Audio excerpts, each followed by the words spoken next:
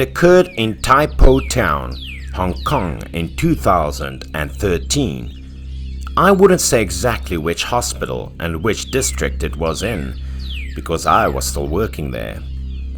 It was my second year working in this hospital, and I had grown accustomed to the job, so my working attitude became sluggish. I was hiding in the corner of the stairs one afternoon to smoke a cigarette when I heard a nurse call my name. "Dr. Jen, I have a patient who requires surgery." It turned out that a patient had just been taken to the emergency room with an injury that required immediate surgery. At the time, I wasn't the primary surgeon, but I was also a doctor. I didn't dare to ignore it at that time, so I immediately threw the cigarette butt away and dashed into the operating room with the nurse. I was a step behind schedule, and the patient was ushered into the emergency operating room. The treating doctor didn't even reprimand me. He simply told me to disinfect and get to work. I packed my belongings and rushed to the surgery room, and it was only then that I noticed the patient's wound. The patient had a severe wound, with the lower half of the arm completely gone. Despite my limited experience, I could see that the wound wasn't cut, that the arm had been completely ripped off by some force. This type of injury was uncommon, and it was also the most difficult type of hand surgery in which I had been directly involved. The surgery took more than 5 hours to complete, and we did our best to treat all of the nerves and blood vessels in the patient's wounded arm. When I arrived at work the next day, the patient had awakened, and I had learned about his condition during the sessions. "How did you get injured like this?" I inquired.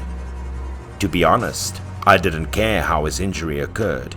When he came to recall the reason, he had a terrifying expression on his face, as if he was hesitant to tell.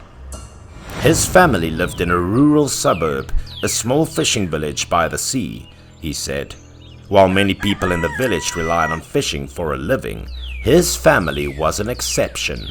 They relied on farming to support their family.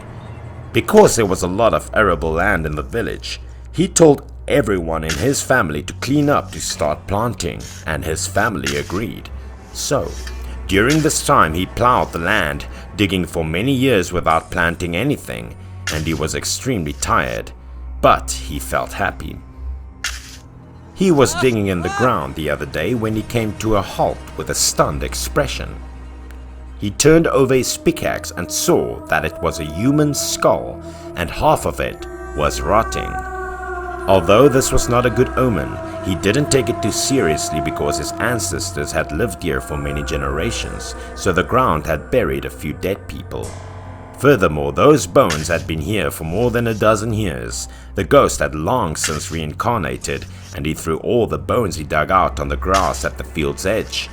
After a while, many more bone fragments were dug out one by one, but they were all broken up. When he finished digging, there was already a pile of bones lying there, and it appeared to be quite complete. He didn't think it was good to be seen by others, so he returned home after burying the bones. He lived in the westernmost part of the village, away from other people's homes. All of the family's children worked in the city, and he was the only one who lived here alone. He was tired all day, so he went to bed early and fell asleep without noticing. He was awakened unexpectedly in the middle of the night by a knock on the door. The sound was becoming increasingly louder as if someone outside was knocking on the door. Whoever came to the door at this hour astounded him. Just as he was about to get up, the door of the room was violently opened. At the door, a shadow appeared. He inquired several times, but the shadow did not respond, and instead entered the room very naturally, as if it were a place devoid of people. As it got closer, he realized it was an old man dressed in antique clothing who looked very scary. But the old man only had one arm and shouted at him as he approached. The old man asked him to give back his arm because he had lost one, but this was a ridiculous request. The old man reacted hastily. Maybe today the skeleton he discovered in the ground had come to haunt him. Perhaps he lost a portion of the old man's arm while digging up bones. However, his bones were also discovered in a state of disarray. The old man walked over to the bed and grabbed his arm before he could react. He was not sure how skinny old man could be so strong. Suddenly, he felt a sharp pain in his arm, and the elderly man with extraordinary strength yanked his arm away. The old man ripped his arm off and caused him great pain. The intense pain and fear caused his mind to go blank, and he couldn't feel anything. Then he passed out. When neighbors heard the screams, they discovered that he was injured badly and took him to the hospital. He had no idea where the ghost had taken his arm. The neighbors searched for a long time but were unable to locate it. After hearing what he said, I was speechless. I thought he was maybe suffering from a mental illness, so I summoned his son and told him to look after his father, fearing that his self-harming behavior would interfere with the treatment. But I could tell his son was uninterested in what I had to say because he believed his father's story was true. I didn't think it was necessary to say anything else, so I went back to my business that day, thinking I'd find out later. Then his son came to tell me that he had returned to the village to check on his father's request. Sure enough, his son discovered the small mound that his father had built. Then he dug it up to double check and was very careful in doing so. His son saw the scattered bones as his father described them, and he did not lie. The son simply put the bones together out of curiosity, and it turned out that a piece of arm bone was indeed missing. What was more terrifying was that his son discovered in that grave the piece of his father's arm that had been rotting with maggots. Only then did his son fully believe his father wasn't lying, and that the unjust spirit had ripped off his father's hand.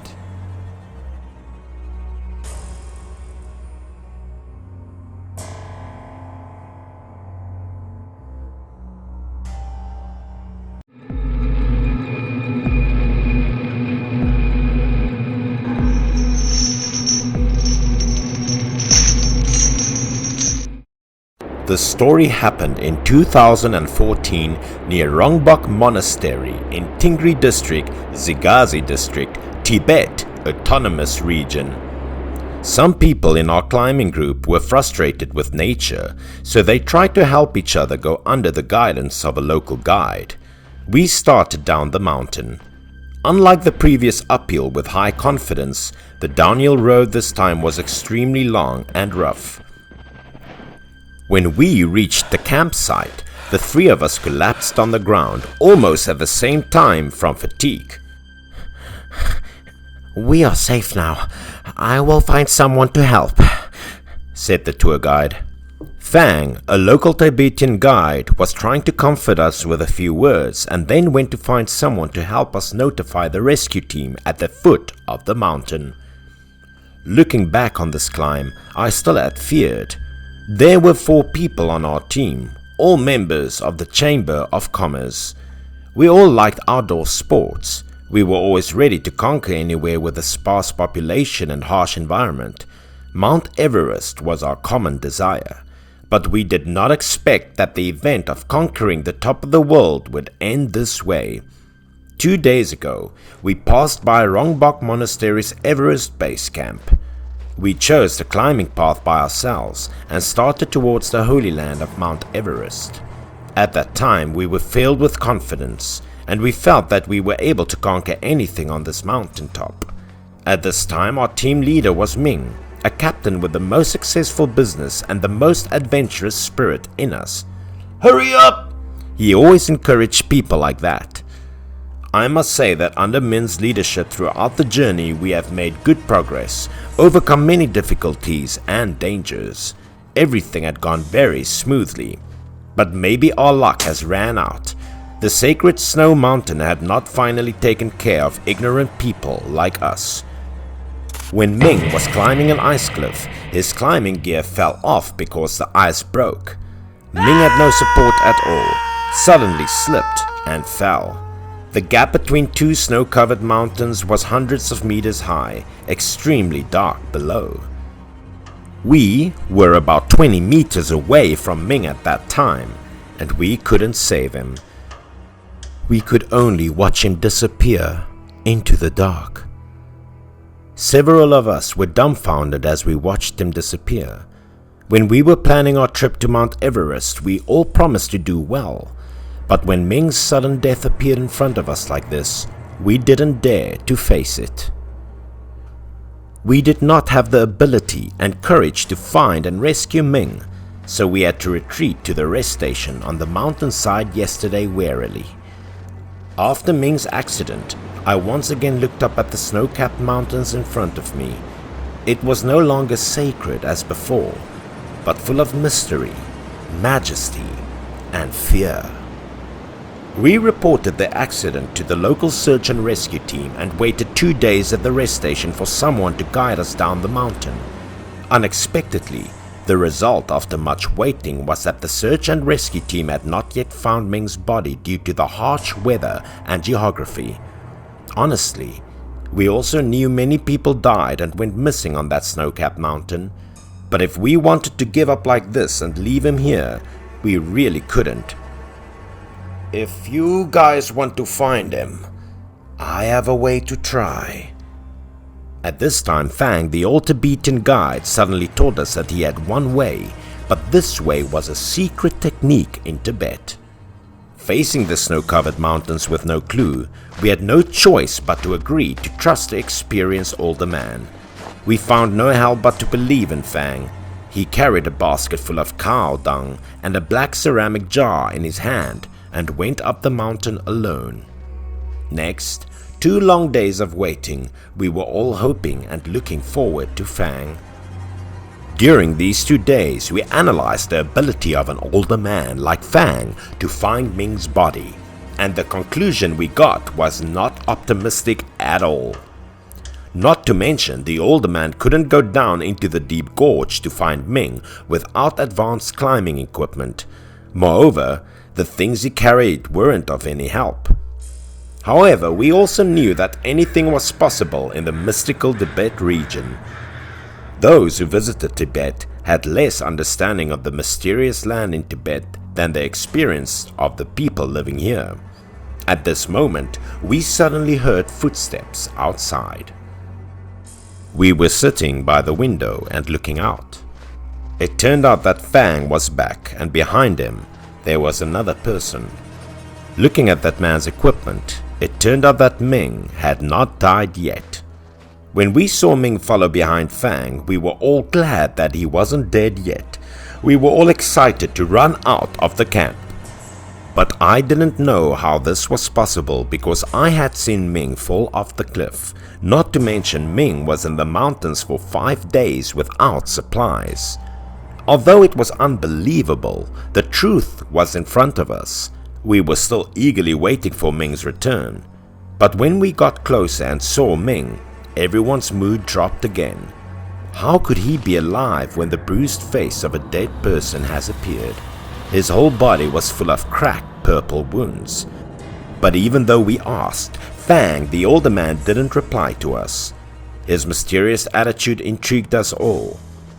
At this moment, I saw him take out a Tibetan blanket from the camp and spread it flat on the ground. Then he drew some cryptic handprints on Ming's face and pushed them back. At this time, Ming completely fell back, directly lying on the Tibetan blanket. Fang took off all Ming's clothes and found another Tibetan blanket to cover him. I knew this was the ultimate Tibetan respect for corpses. When Fang took out a piece of camel meat from the small black jar he carried with him, then we heard him say that the camel meat was soaked with special herbs.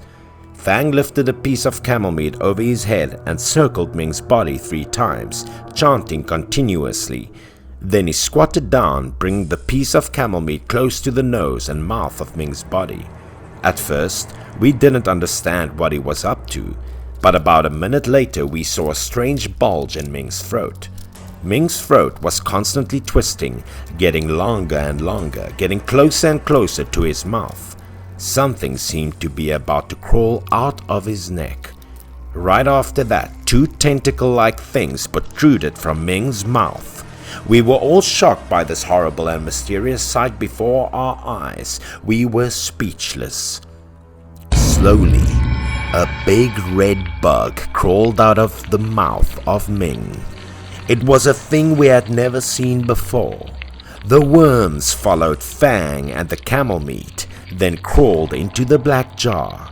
Then Fang tightly covered the mouth of the jar.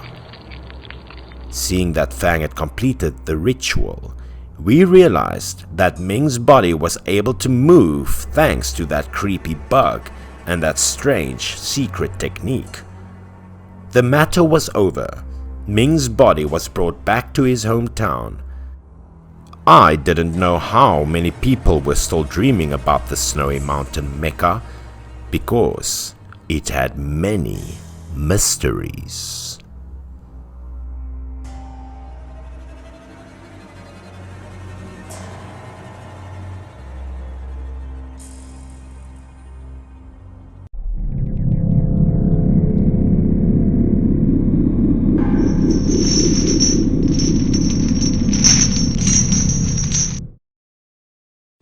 This probably happened when I was in 4th grade.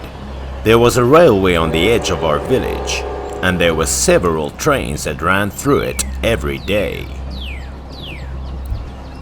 We went to school and sometimes walked along the railway after school, which made us very excited. The railway was also the birthplace of a game, which was to test courage. "The train is coming! Who's gonna go first?" said my companion. When the train was approaching, one of us suddenly jumped on the railway and waited for the train to be the nearest before jumping out. Not everyone dared to play this game. Only Ben among us dared do it.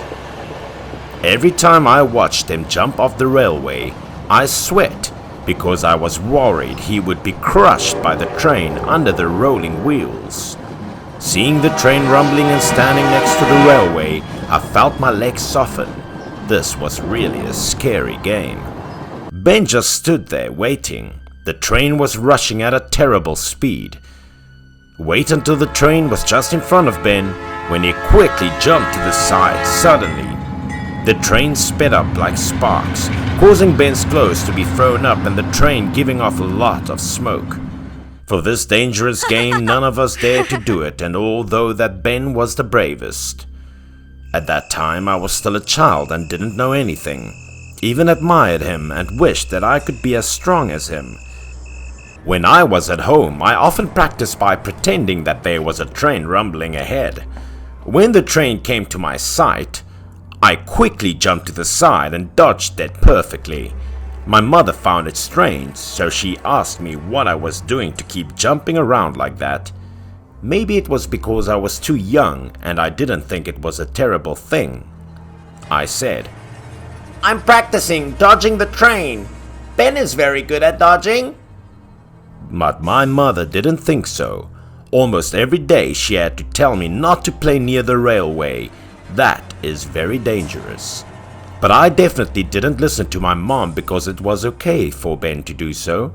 As a result, my mother beat me and forced me not to go to the railway area to play anymore. I still didn't understand why other kids could do it, but I couldn't. I cried. My mother said that as reckless as Ben was, one day he couldn't jump. He would be ran over by a train and die. It was horrible to hear such words. My grandmother came into the house, thinking that what my mother said was a bit too much for Ben, so she asked my mother why she said such cruel words. My mother didn't mean it that way, but she was so worried about me that she uttered such careless words. She pulled me to the side of the table and helped me to get rid of my mother's whip. She also told her not to say such things in front of me from now on. Then she taught me about the unsafety of playing on the railway and told me to listen to my mother. Then, my grandmother and mother joined forces to let me draw my lesson. I also gave some examples to refute, but none of them worked. I could only choose to eat with my head down and nod in agreement without saying another word. On the day the incident happened due to a fever, I begged my mother to let me skip school and stay home to rest. In the afternoon, I heard someone calling outside the gate. Yang came to play with me after school, and he was in the yard talking to my mother, but my mother refused to let me go out with Yang because I had a fever and needed to rest. I'd been staying at home for a long time, so I wanted to go out and play with Yang for a while. I ran out as soon as my mother was closing the gate, but I stopped because my mother insisted on not letting me go out for fear that I would run out with my friends to the train area to play. I said I was almost fine, so I wanted to go out for a while, but my mother was adamant, and it made me very angry. Mom said I was still sick and told me to go out only when I was completely recovered. I didn't want to go back inside, so I kept begging my mom to let me go out, but almost all my efforts were in vain. My grandmother came out of the house and asked what was wrong with us. I looked at her with pleading eyes. I told her that I wished she could talk to her so she would let me hang out with Yang for a while. So she told my mother to let me go out for a while, that I would be right back, and told me not to go to the train area. As soon as my grandmother agreed, I didn't care whether if my mother agreed or not. I immediately ran out of the gate. I ran for a while and still heard my mother telling me to be careful and come home early. After I went out, Yang and the others were long gone, but I could guess that they went to the train line, so I ran there. I started to gasp after running for a while because actually I was still tired and tried to run as fast as possible. Maybe because I was sick and had a fever, I felt weak, my legs were light and even a little dizzy. As I approached the train line, I saw a person walking in front of me who looked very familiar. Seeing that it was Ben, I wanted to catch up with him. I shouted loudly, but Ben didn't react at all. I still tried to keep chasing him, calling loudly, but Ben still didn't hear and kept walking. He ignored me and walked away carefree. I didn't think I called out so loudly that he couldn't hear. I thought he purposely pretended not to hear, so I sped up. But strangely, I was running and he was walking, and I was stunned because I couldn't keep up with Ben. After chasing a bit, he turned into the woods on the side of the road and did not continue towards the train track. I thought he wanted to hide something and scare me, because he was that kind of character who always created unexpected situations. When I looked into the forest, he was gone. I didn't know where he went. Ben just vanished into thin air. There was a cemetery and I mustered up the courage to lean forward, but I couldn't see Ben at all. I thought he was hiding somewhere, so I called his name out loud in front of the cold graves. My voice really echoed in the graveyard, and it sounded like a very scary sound, screaming. Maybe it was because I was sweating all the time while running. At that moment, I felt chills spread through my body. I didn't care that Ben was hiding in the graveyard anymore. I quickly ran towards the train track. A strange thing happened next. I saw Ben and Yang gathering at the edge of the railway from a distance. What struck me as strange was that I clearly saw Ben disappear into the graveyard, but didn't see him come out. How did he get to the track before me? But I was so familiar with Ben. How could I be wrong? Unmistakable, I was quite sure. I didn't know if Ben had always been ahead of me. Was he intentionally hiding something to scare me? He said he was by the railway all the time, and I didn't think he was lying to me. I was about to tell him I saw someone like him, but Ben interrupted me and said the train was coming. He watched the train slowly approaching, and the rumbling sound of the train in the distance made us a little scared. Ben jumped on the railway first and asked if anyone dared to challenge him with courage. One of us was Yang. He said he was going to challenge Ben, and then Yang stepped on the rail. This surprised Ben, because no one had dared to compete with him before, but Ben still looked confident.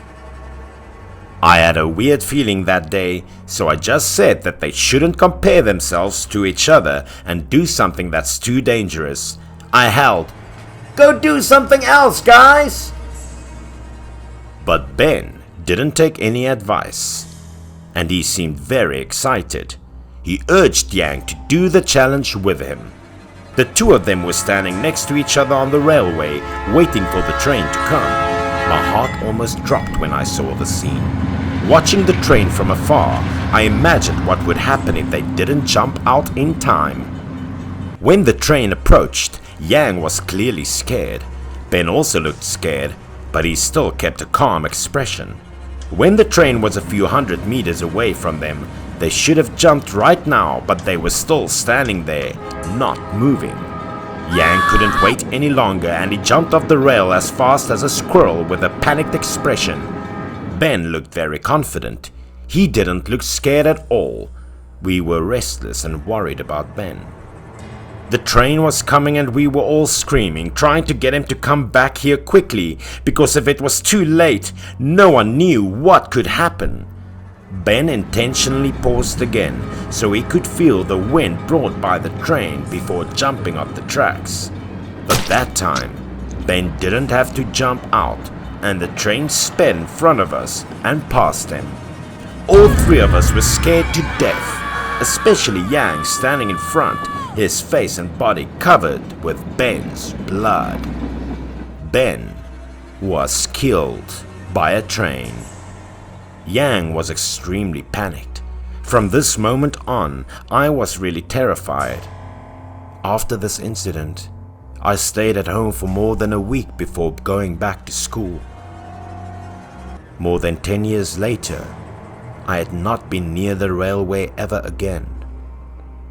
Even when I heard the train, I was nervous and sweaty because of that terrible childhood experience.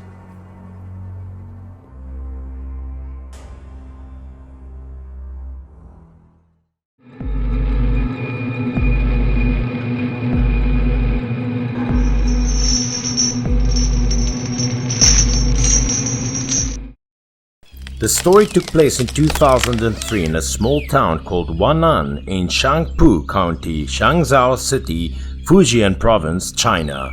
During the summer vacation that year, the town cut down an old tree to build the library. This tree was growing in the schoolyard.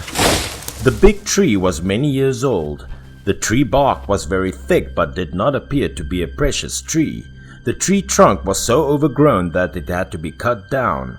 When adults were busy with work, naughty kids never lost this joy. After the workers cut down the tree, someone was trying to dig up this giant stump.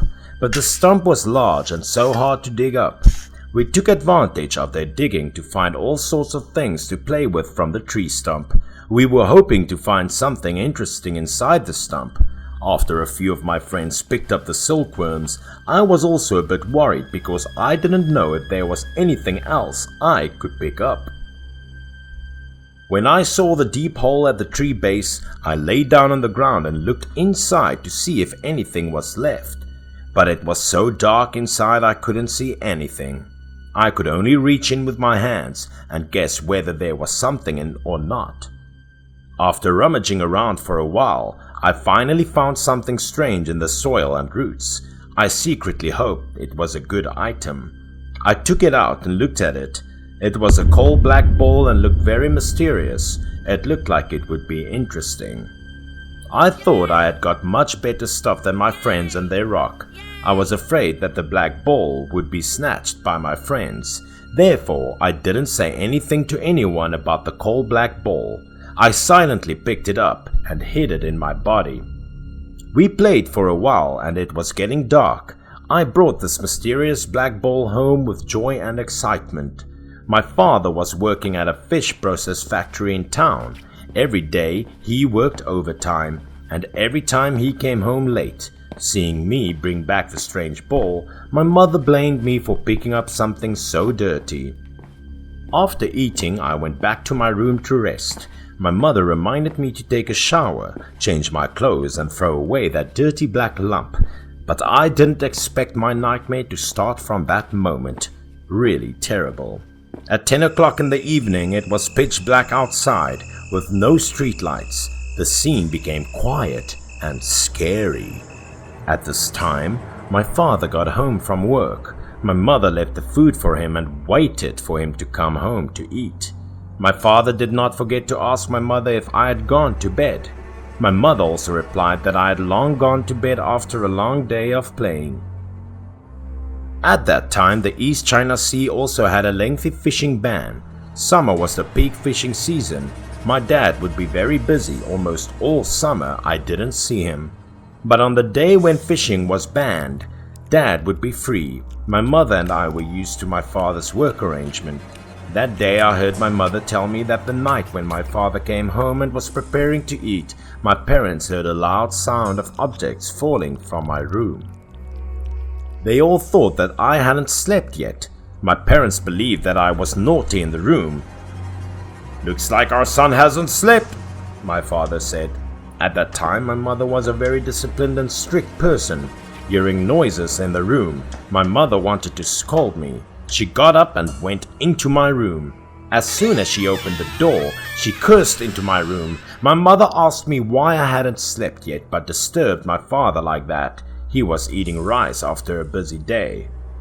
But when my mother opened the door and looked into my room, she was shocked to see the scene before her eyes. My mother said that I wasn't sleeping in my bed but hanging myself from the curtain wire. Because the curtain cord was too tight and blood could not flow through, my face was as white as suffocation and my pupils kept turning white. My father heard my mother's screams and ran to my room immediately. My father screamed in horror when he saw me hanging. Together, the two of them hugged me down from the window. I even didn't realize that because I was unconscious. They put me on the bed and patted my chest and back for a long time. My mother was so scared that she cried a lot. Due to being discovered and rescued in time, I finally woke up. I tried to recall and tell them about a nightmare I had just had, but my mother said that they didn't think they had seen a ghost at that time. They thought I might be sleepwalking or have some sort of psychological problem, but this incident scared both. My parents let me sleep in their room and they watched over me all night. However, that terrible situation did not reappear all night. My parents slowly breathed a sigh of relief. The next day my father went to work again. My mother was worried and did not want me to hang out because what happened to me last night still scared her very much. But I could feel that I was perfectly fine. I didn't feel comfortable at home. I wanted to meet a classmate, so I asked my mother's permission to go out. My mother told me to remember to come back soon. I ran to the square in the center of town with a close school friend. We laughed and talked a lot with each other. For more than 1 hour I had fun with my friends. My mother washed clothes and prepared everything without me and my father. Suddenly a friend who was playing with me came to my house and told my mother that something had happened to me. And he told my mother about the horrible experience I had outside. My friend said I was almost hanged and was being taken to the clinic. At that time I was taken to the clinic in town. My mother ran there with my classmate. As soon as I entered the clinic, my mother saw me lying on the hospital bed in an unconscious state. My mother later recounted that I had a deep knot on my neck at that time. My blood was oozing out a lot. I had suffered severe blood loss. The doctor said that fortunately I was treated in time. It was not life-threatening. My breathing and heart rate were normal, but somehow I was still unconscious. Both my mother and the doctor felt that my problem was not simple, so they asked a friend who played with me what went on. My friend said what just happened was scary. We encountered a ghost, and that ghost almost killed me. My friend told them that we played games together in the gym area of the street park in the morning. They suddenly saw me walking to the woods in the park alone. My friends didn't know why I was acting so weird. They all thought I found something hilarious inside. 2 of my friends followed me and went into the forest, but my friends saw me standing under a big tree. They called me twice, but I didn't answer. Instead, I started climbing to the top of the big tree without a sound. They called me several more times, but I still didn't answer. They stood below to see what I would do when I climbed the tree. But my friends saw that besides me there was another terrible thing in the tree that made them shocked. It was a female ghost wearing a red dress. The ghost looked hideous and scary. That female ghost was holding my hand and pulling me up the tree. After I was pulled up the tree, the female ghost hung me with a prepared noose on a tree branch. I didn't know why I didn't have any struggle or resistance at the time. The female ghost disappeared after hanging me. I was strangled and stuck out my tongue right after. My friends who witnessed the incident quickly screamed and called for the adults nearby to save me and take me to the medical station. At first, my mother and the doctor did not believe my friend's description, but the doctor took my hand and found a dark handprint on my wrist. This made them believe what my friend said.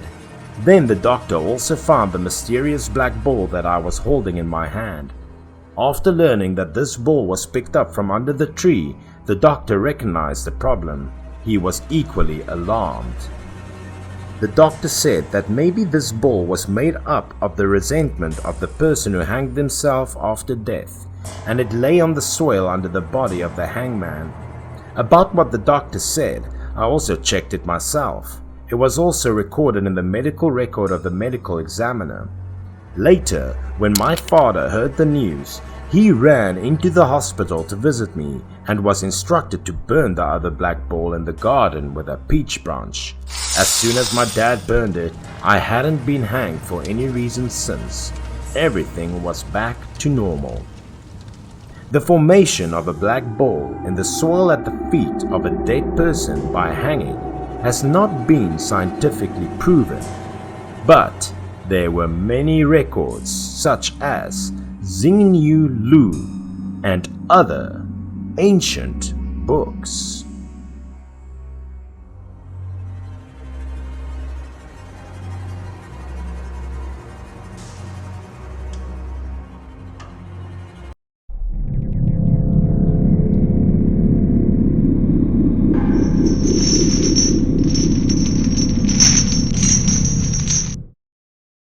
This story took place in Shenzhou, the capital of Henan province. After being unemployed for 4 months, I found a butcher position that was being hired at a vegetable market.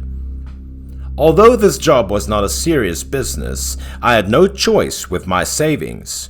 I walked into that butcher's shop and wanted to meet the butcher to interview for this position. As soon as I walked in, I could smell the strong smell of blood. The butcher shop owner was a healthy middle-aged man with a beard.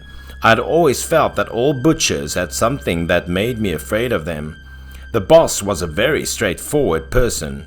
He told me about the salary and what I had to do and told me that this was also a hard job. If I was me before, I would never have chosen to work in such an environment.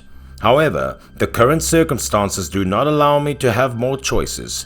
The two of us then chatted a little more about the job's details after we finished the hiring process. I started working that very evening. Before that, I really couldn't imagine how this job would be. But when I started working, I found this job to be quite simple. My task was to cut the pork into small pieces. Then I would use the grinder to build the meat very finely. The fresh meat would be sold during the day. The remaining minced meat would be sold to the restaurant in the evening. So, this work could only be done at night. I never thought I would do such a boring and disgusting job. However, sometimes people had to bow to the reality of society. No matter how talented you were, as long as you couldn't pay the rent, you would still have to sleep on the street tomorrow.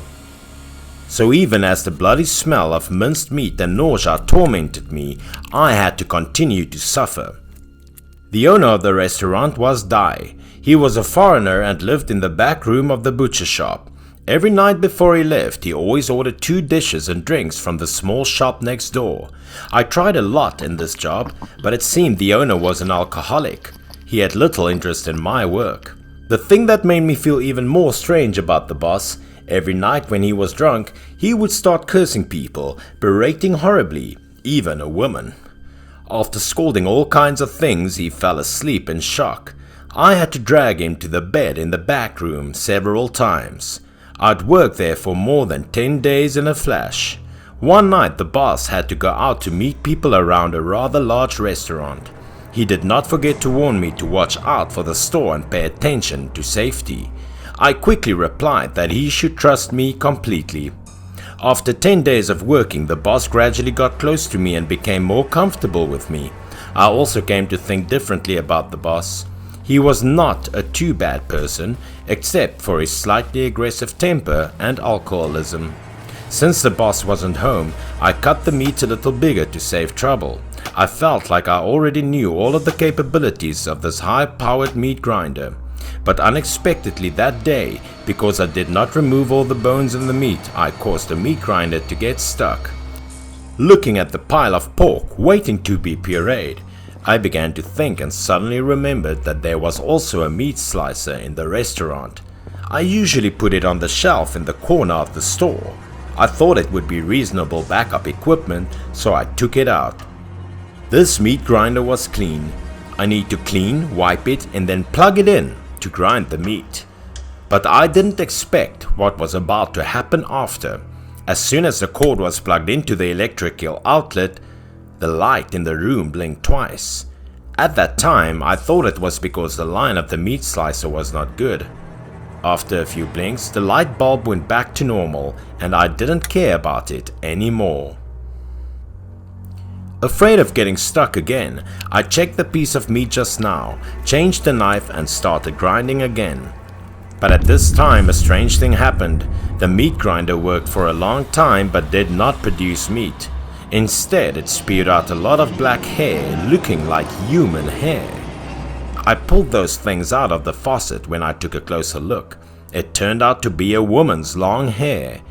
Honestly, the long hair on a woman's head was normally pretty, but once the hair was cut and held in hand, it made people feel shivers. At that time, I was hit by a strong electrical current. My mind was dizzy for a moment and felt empty. At that time, my mind was like being in a movie. I saw a naked woman lying on a cutting board. Beside her, a strong man was standing with a knife. What followed was an extremely bloody scene. That man was cutting the woman's body into countless pieces with a knife. Then the woman's meat was pressed into a meat grinder and it became a fine puree. This scene made me nauseous. When all the body pieces were disposed of, only the head of the long-haired woman remained. But that woman's head couldn't fit into the meat grinder, and long hairs got tangled in the grinder's gears. Although it was a long story, the images of that story flashed through my mind very fast, and I woke up immediately. But when I looked down, I suddenly saw a human head on a meat grinder. I screamed in fear, and my legs could no longer stand. I sat down on the ground. I was shocked at the horrible scene before my eyes. Everything happened so fast that I didn't have time to figure it out. Suddenly, a large hand was put on my shoulder from behind. I was so scared that I screamed and turned my head suddenly to see who it was. It turned out that was the boss. He came back after finishing collecting the bill. Seeing me sitting on the ground, he asked me what I was doing, why I was sitting on the ground like that. I got up and told the boss that his backup meat grinder appeared to be leaking electricity and I appeared to have been electrocuted. I was trying to talk to my boss about what I just had seen before. I turned around and found everything was normal in the meat grinder. The scenes just now seemed to be just my hallucinations. The boss glanced at the meat grinder on the desk and was suddenly very angry. I didn't know why this trifle made him so angry. He fired me because I disobeyed. Strangely, he not only paid my salary in full, but also gave me 501 more. I didn't want to learn more about this after I had left the butcher shop, but I thought there must be some horrible secret there.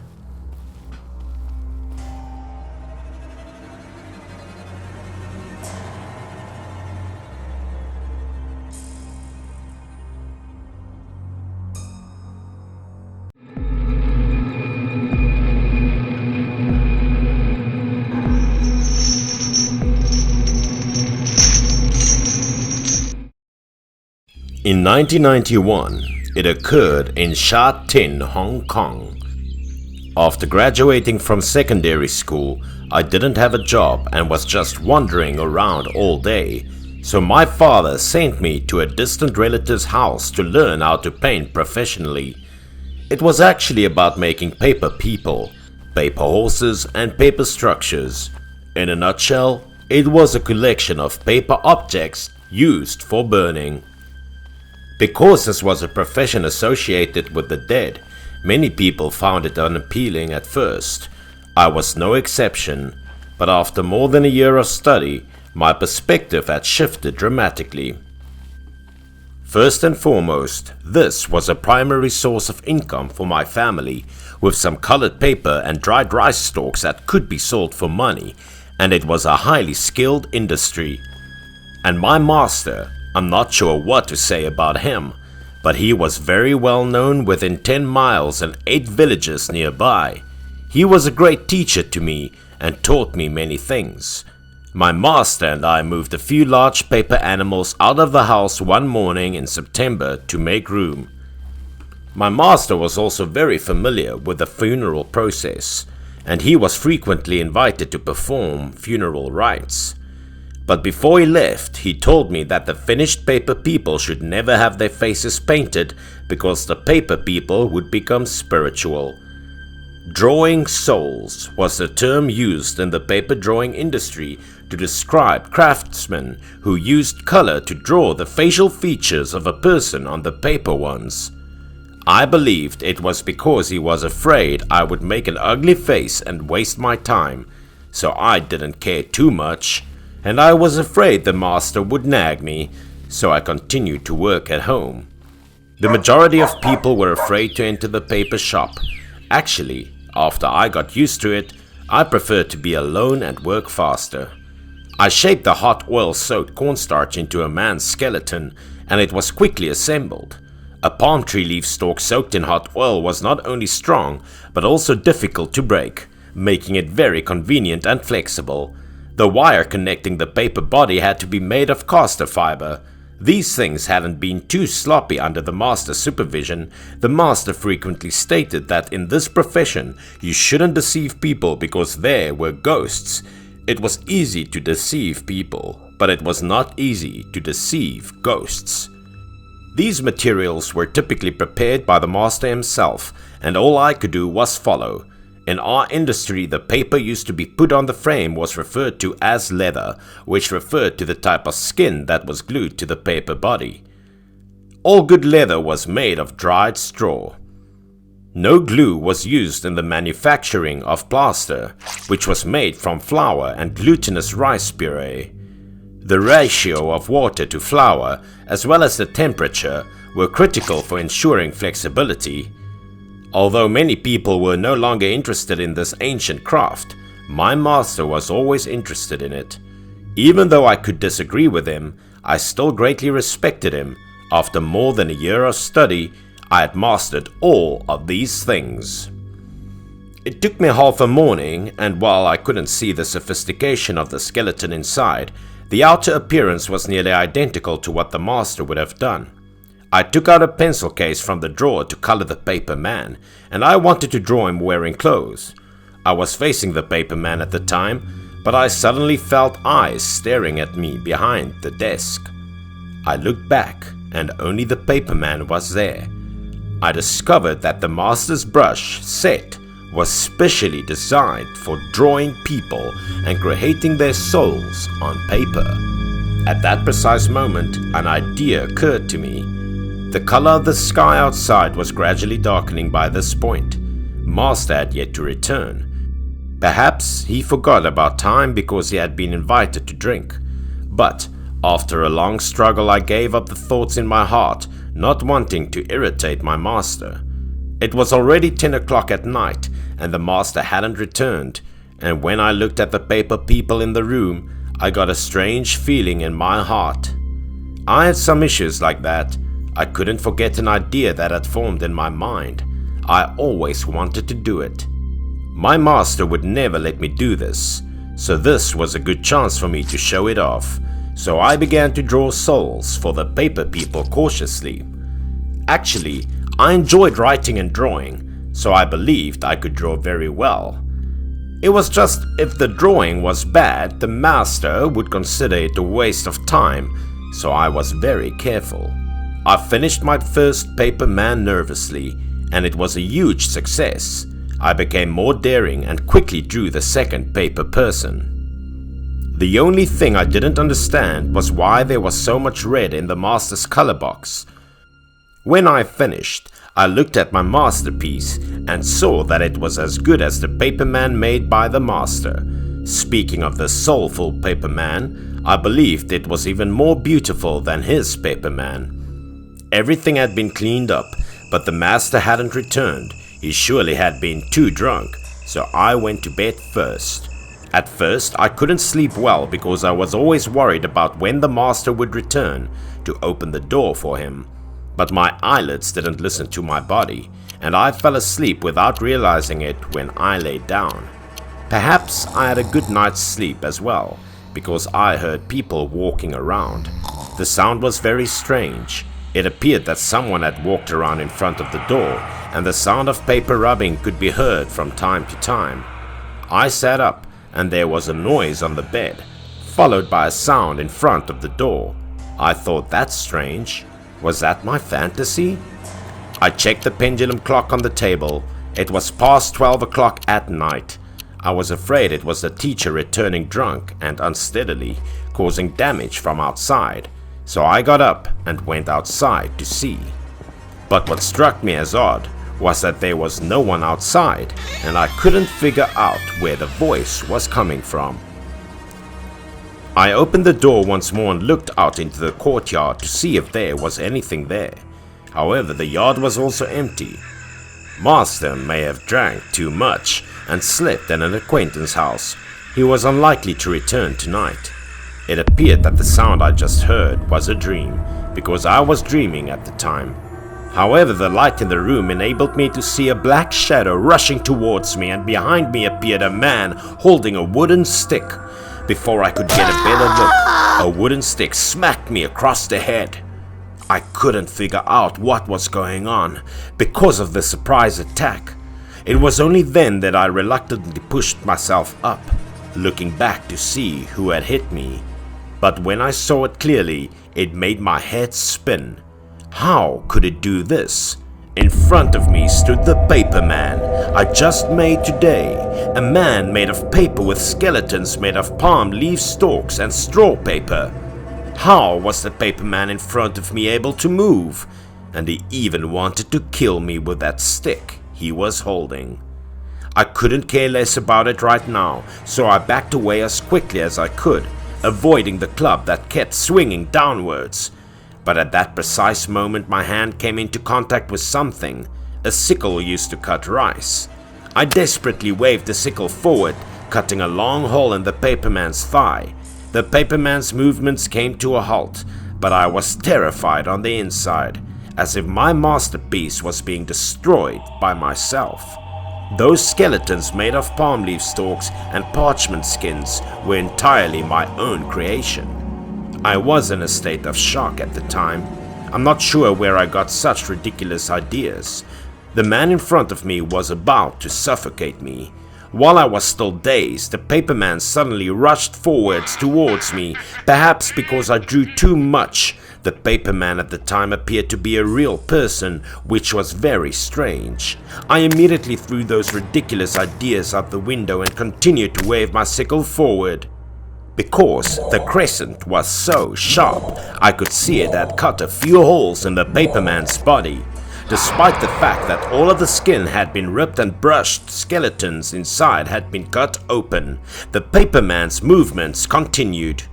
The paperman lunged in front of me in the blink of an eye, a large stick in his hand raised towards me. I was helpless to resist. All I could do was close my eyes and wait for the stick to fall. But at that moment I felt a light in front of me and heat spreading. When I opened my eyes, there was a burning paperman in front of me with a torch through its chest. There was a figure standing behind the blazing light and raging flames, holding a torch. When the master returned, he saw my situation and used torches to relieve my siege. When I saw my master return, I just wanted to tell him what had happened, but he abruptly stopped me when I said, "Teacher, just now it became completely real." Bring out all the paper people. To avoid a disaster, the master directed that I immediately burn all of the paper people that I had made today. The fruits of my day's labor turned into a raging fire in the blink of an eye, but after witnessing the heinous appearance of the recently resurrected paperman, I felt compelled to burn it all down. The master asked why paper people had become real and why I had given them a soul. It turned out the story has a long history and many ancient secrets. This drawing soul is even a never-ending anecdote. If you draw the paperman too much like a human, he will have a soul. The paperman only needed bones, and their responsibility was to replace the souls of the dead, so the paperman couldn't have a soul. In the master's chalk box, there was a red color made of rooster blood powder mixed with cinnabar that could only be lit at the last moment when the paperman and paper horse were about to be burned. That was how it ended. I'm still learning craft techniques from the master. I'm still doing this job, but I have a lot of respect for the people who came before me. I've seen a lot of strange things these days in this business, which was known as doing business with the living during the day and doing business with the dead at night.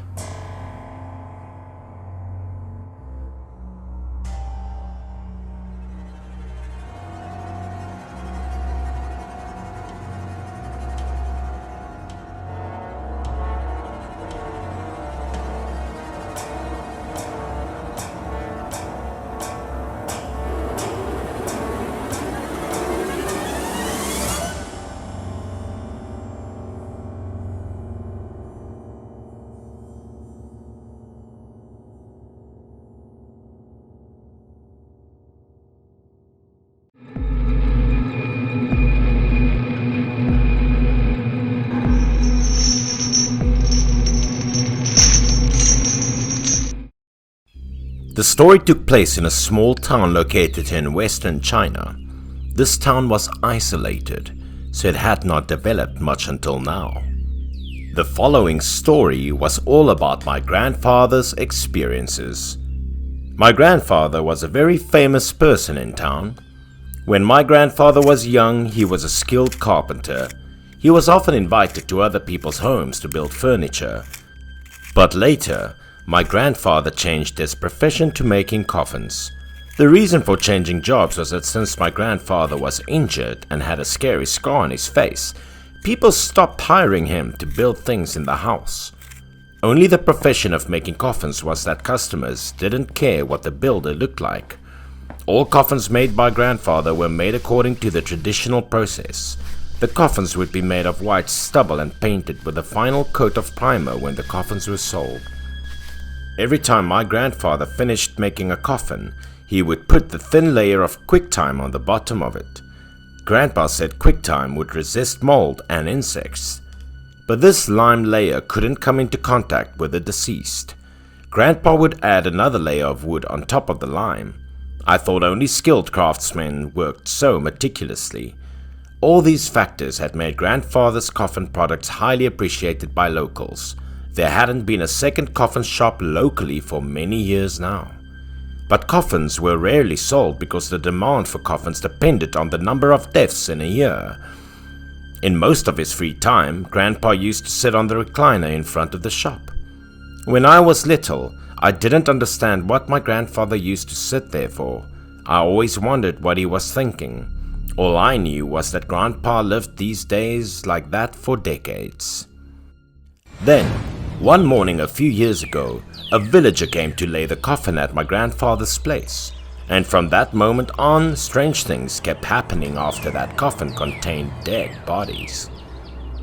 At that time, my father went to the city. My grandfather was looking for a young man. he would drive a delivery truck in town to deliver goods on behalf of my father. At that time, my father was in his 20s and he was also a handsome young man.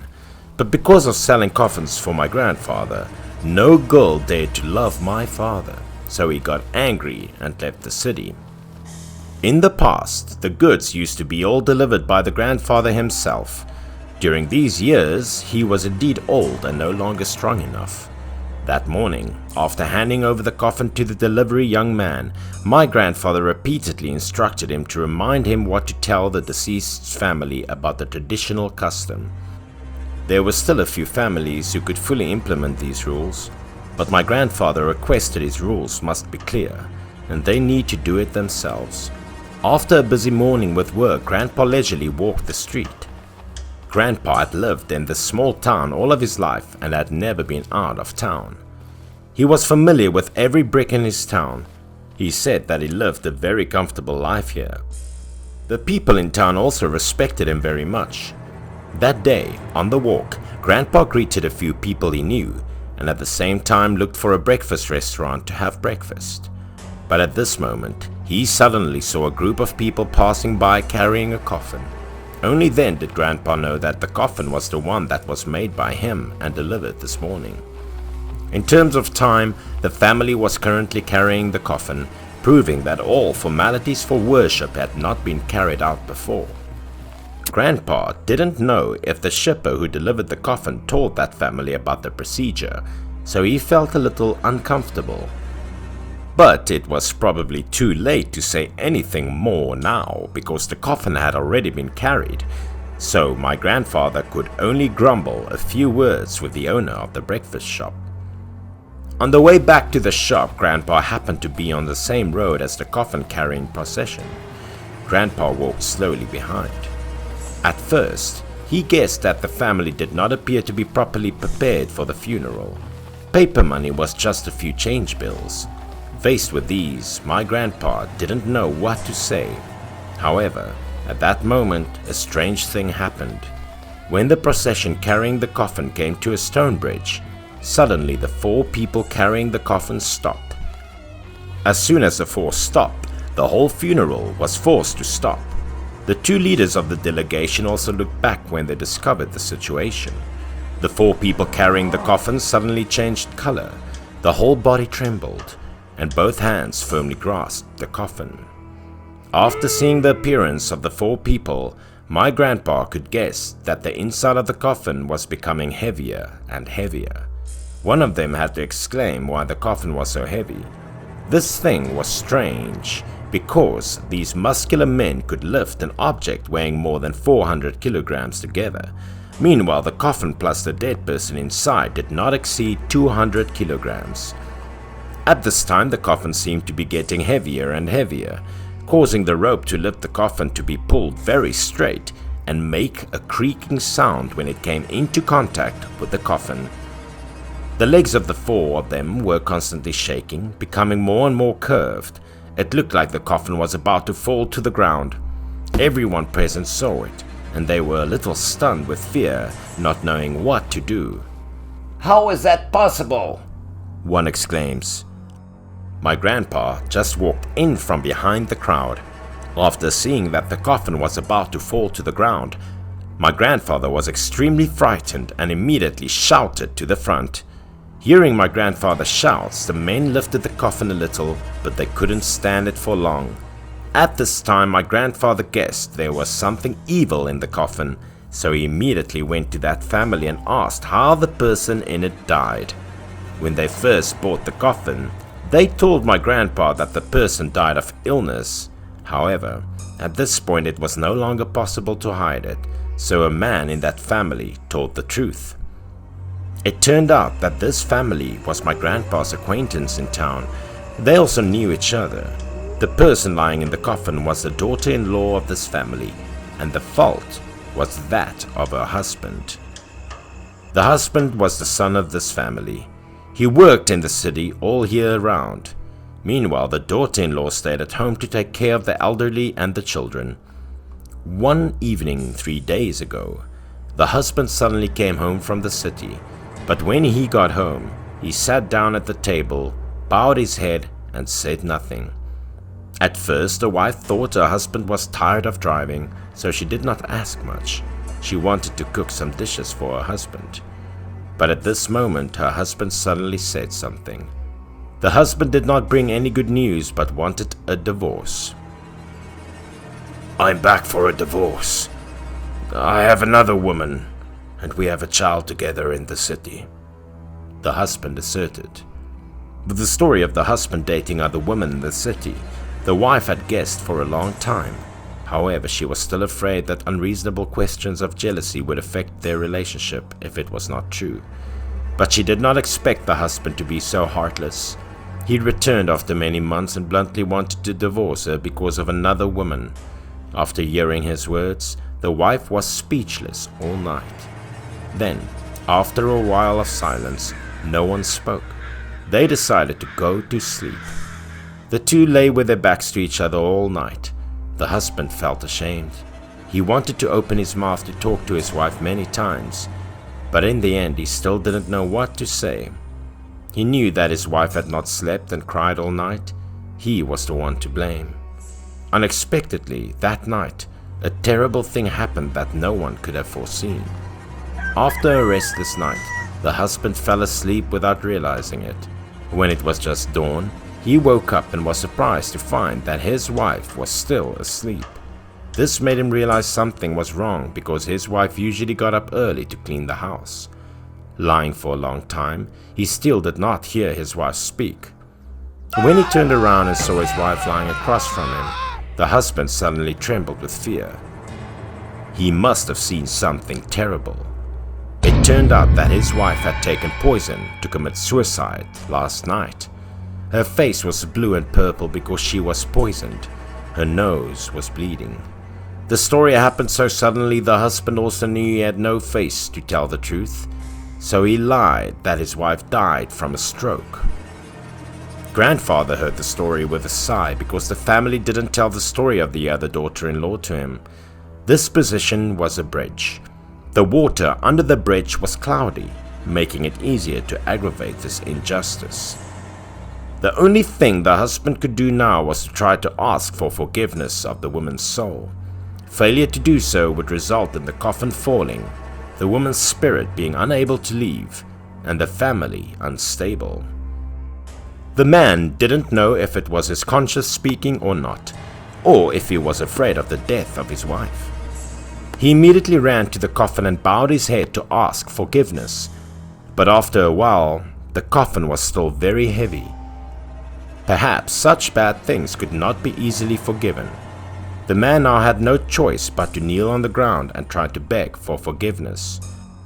My grandpa couldn't count how many head bumps the husband did. Only afterwards, there was blood on his forehead. The coffin was suddenly lighter. Before, no one thought that inside the coffin was a woman who had to suffer such injustice to the point of committing suicide. Those present said that this woman was indeed a good wife, and she still felt pain when she died. Grandpa saw this and said a few more comforting words, then the coffin was back to normal. Everyone breathed a sigh of relief. After the incident happened, the coffin-carrying group felt a little sorry. They carefully carried the coffin towards the cemetery. At this point, the matter had been resolved. Seeing the large crowd carrying the coffin to leave, the grandfather always felt a little moved towards that ill-fated wife. Grandpa always said that he didn't know what was going on in this world anymore. Every rule seemed to be treated as a trifle, and no one talked about it anymore. Everything in this world was possible. Death was always inevitable. However, in some cases dying was not the best way. Grandfather still sat on the chair in front of the shop and smoked every day, watching the time go by boredly. There were still many more stories about him. I would tell them slowly.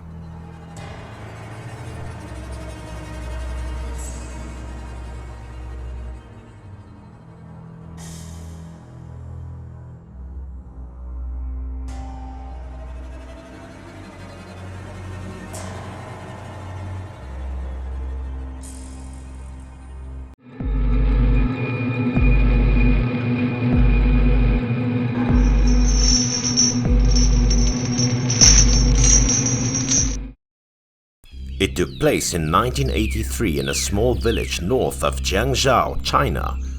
Lu and his father, Mr. Yang, were worriedly walking around outside their house.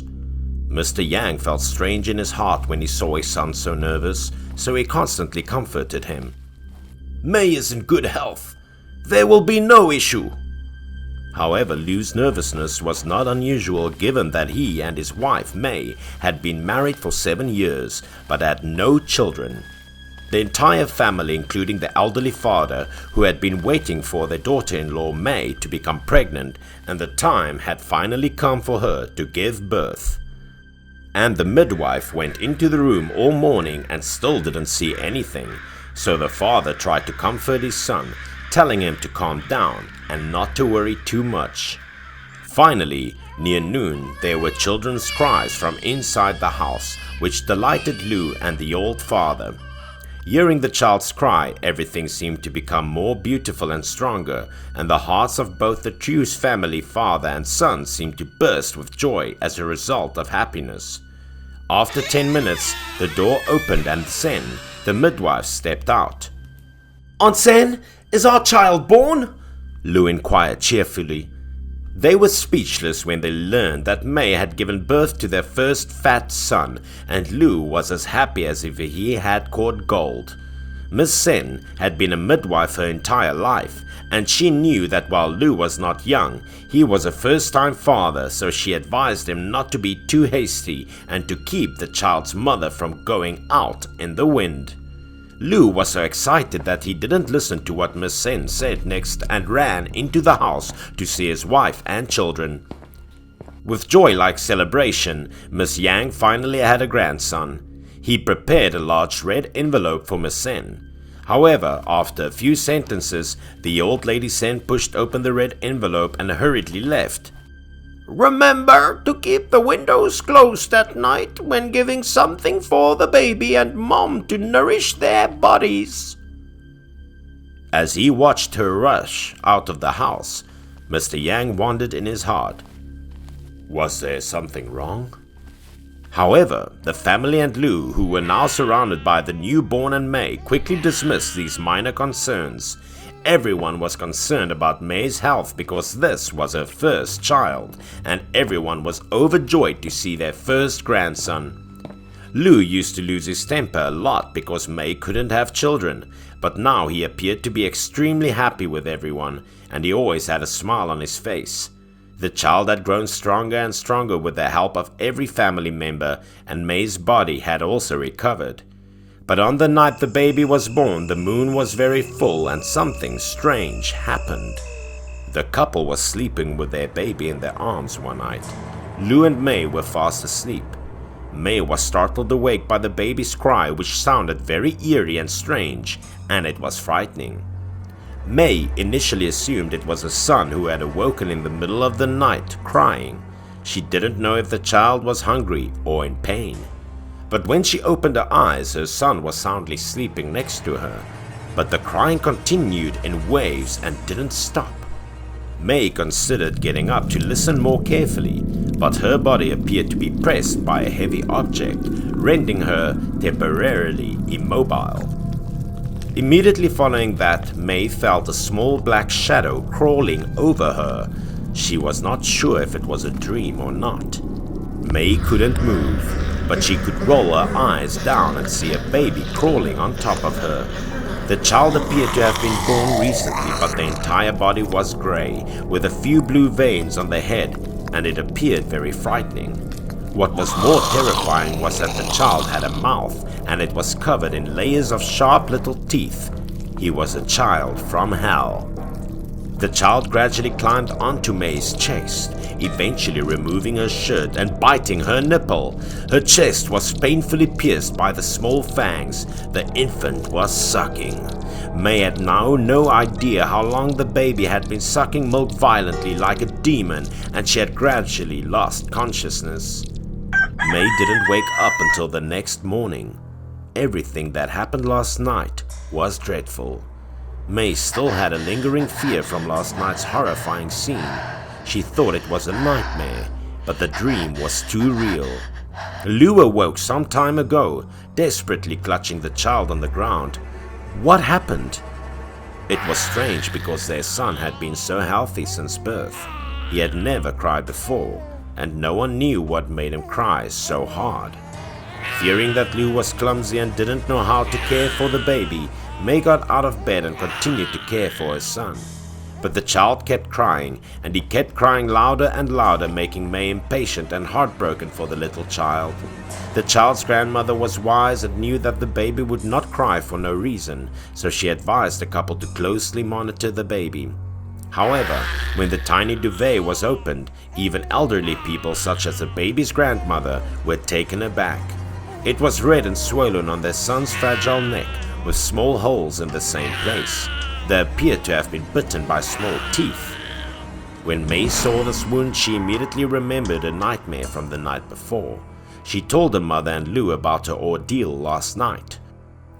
After she finished speaking, she felt a slight pain in her chest. When she opened her shirt, she discovered a row of tiny teeth marks. Hadn't she had a dream last night? Didn't the child's grandmother immediately recognize the newborn ghost, as the old people in the countryside used to say? She stated that in rural areas, if a newborn dies, it cannot be buried or burned. Instead, most of them are found in the open field and discarded. It was claimed that these children had suffered too many injustices and that they must be exposed to the sun in an open area to be exonerated. However, some dead babies were born in clouds, moons, and stars, and because these places were rich in yin, they became a kind of newborn ghost, carrying heavy resentment. This type of newborn ghost harbored a deep resentment. They relied solely on nature to find milk everywhere, infecting young mothers who had recently given birth nearby. According to May, she was targeted by an infant ghost. At the time, she had just given birth. When she noticed that the couple was both scared, she quickly said something else so that they wouldn't be too concerned.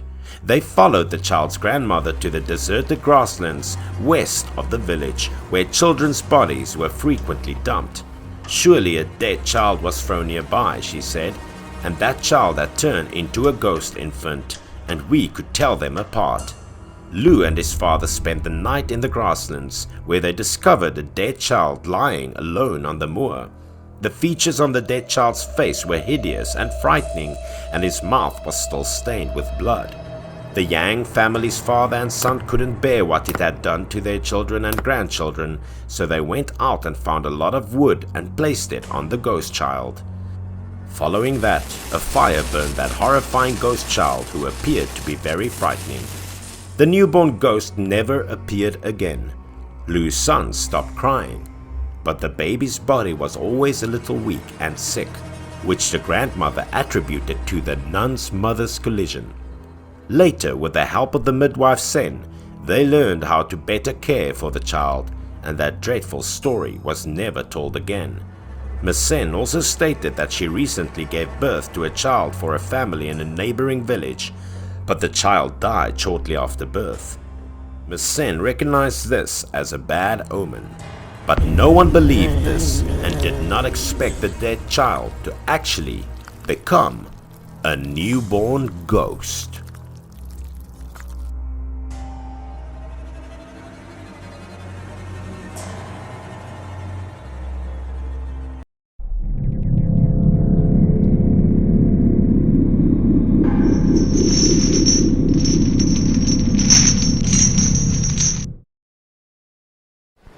This scary story happened in a fishing village in China a few years ago. There was a woman who had been waiting for someone under the lighthouse at the pier for 7 days. She was the wife of Fang, a fisherman. On the day Fang set sail, his boat was suddenly hit by a storm and had not returned for 7 days. Although her son advised her to return home, the wife still waited there. Fang's wife had been waiting on the pier for 7 days now. Each time she was dragged home by her son to stop waiting. This village was a typical fishing village of Fujian province, China. The people were all fishing on the sea, so sometimes shipwrecks were inevitable.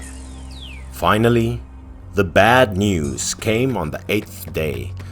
The son then panicked and ran to the reporter to tell his mother that he had seen Fang's body washed up on the beach. The wife had already guessed the outcome, but in her heart she still hoped that her husband would return safely.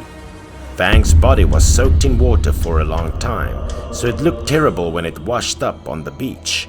Fang's corpse was densely covered with sea creatures such as sea clams and conches. These often attached themselves to dead bodies in the sea.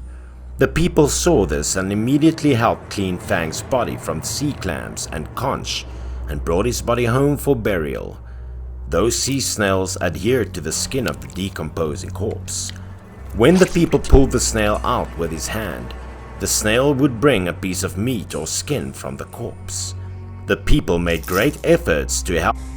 People brought the body back to the village, prepared it for burial. Most people in shipwrecks died in such a tragic way. Sea clams and conch were removed from Fang's corpse still on the beach. After dark, a group of young people was walking by the beach.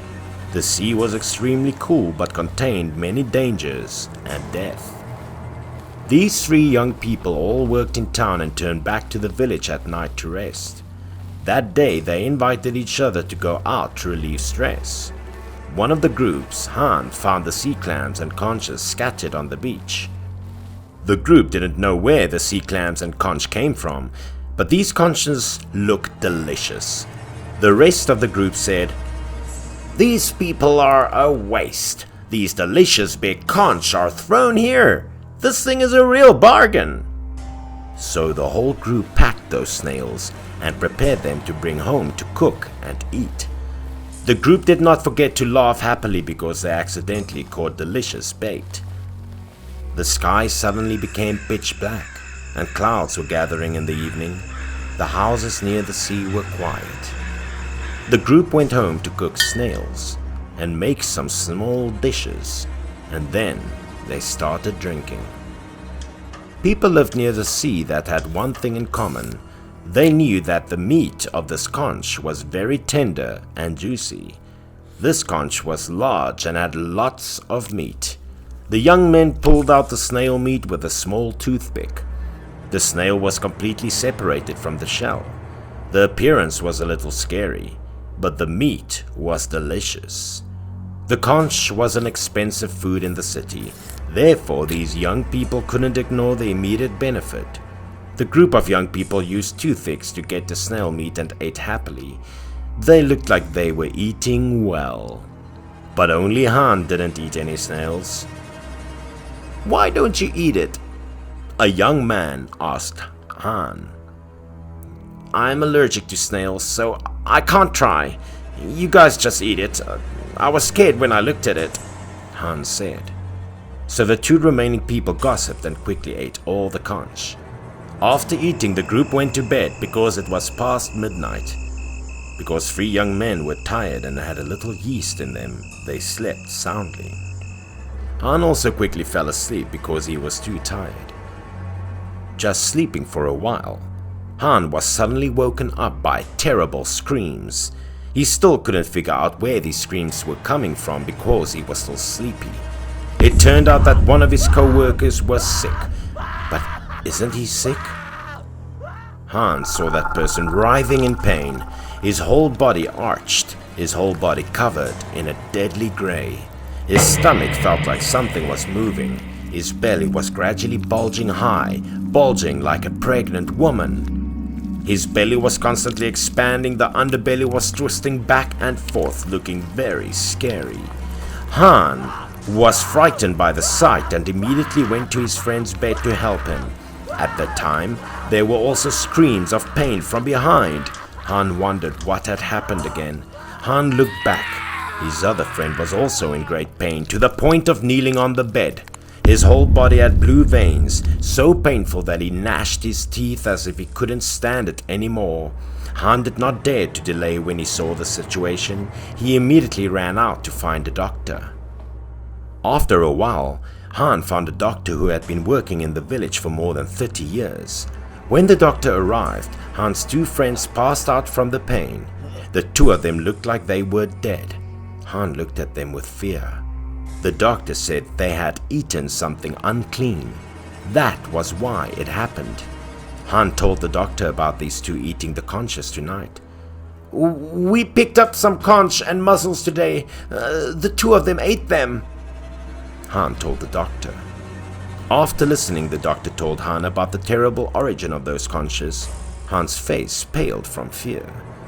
The doctor said that conch and mussels were the things that contained the evilest spirits in the sea. They like to suck the yin gas of the dead. If we eat them a lot, they would be very harmful to our health. After that, the doctor went to get a bunch of sticky rice to soak in water. This way was a cure for conch poisoning. The doctor asked Han to give his water to his friends to drink so two friends could recover from their illness. After being poured a lot of sticky rice water into their mouths, the other two started vomiting madly. The scary thing was that the spit out conch meat was not completely digested, still intact with the shape of the conch. In ancient times, it was believed that conches and sea mussels could absorb yin and form pearls. Most sea snails and mussels were not very clean creatures at all.